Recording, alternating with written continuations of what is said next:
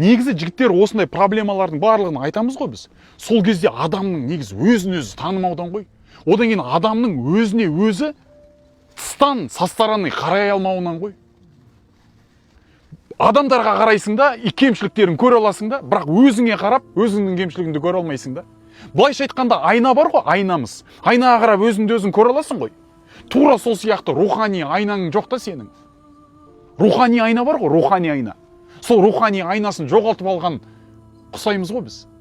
Шәкәрім Құдайбердіұлы атамыз айтпақшы, айна қойдым алдыма, көрейін деп өзімді, екі құлағым тарс бітіп, шел басыпты көзімді. Айна қойдым алдыма дейді. Айна ол ана айна емес.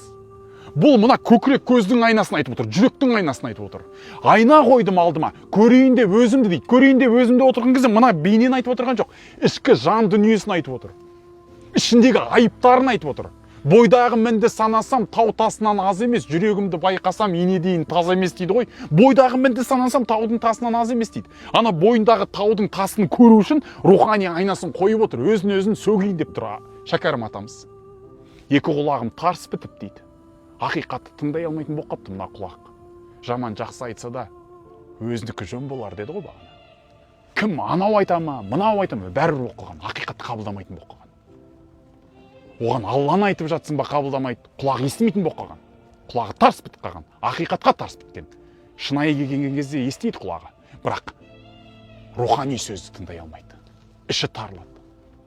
Екі құлағым тарс бітіп, шел басыпты көзімді, ақиқатты көре алмайды. Мына әлем қарасаңызшы, мына табиғатты қарасаңызшы. Енді осы табиғатты кім жаратқан десең, бұл жарылыстан пайда болды ғой дейді. Мынау деген таза шел басқан көз ғой бұл. Көкірек көзі оянған адамда екі көз болады. Біреу мынау мәдди өзіміздің қазіргі көзіміз. Және де көкіректің көзі. Жүректің көзі ашылса, хақтықтың түсер сәулесі дейді.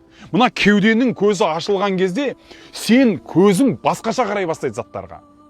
Сен қазір жарылыстан пайда болды деп тұрған мына әлемді сенің көзіңше. Менің көкірек көзім, бұның бір жаратушысы бар деп қабылдап тұр. Өйткені мынандай таңғажайып нәрсені жаратылыс жасау мүмкін емес. Және де жарылыстан нәрсе көбінесе пайда болмайды. Жарылыстан нәрселер көбінесе жойылады.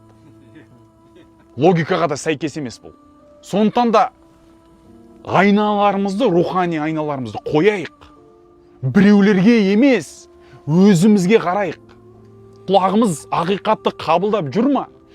Көкірек көзіміз, жүрегіміз ақиқатты мына көзімен көре алып жатырмыз, мына көзімізбен де ақиқатты көре алып жатырмыз. Әлде Алланың ақиқатына әлі де қасарысып жүрген, тыңдағымыз келмей, әлі де қасарысып жүрген жан болып жүрміз ба? Осыған қарайық.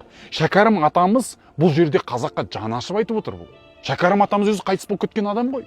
Бірақ ол кісінің насихатын біз қазіргі қазақ ретінде, қазіргі мына тәуелсіз Қазақстанның ұлдары ретінде біз бұл насихатты алуымыз керек. Айна қойдым алдыма, көрейін деп өзімді, екі құлағым тарс бітіп, шел басыпты көзімді дейді.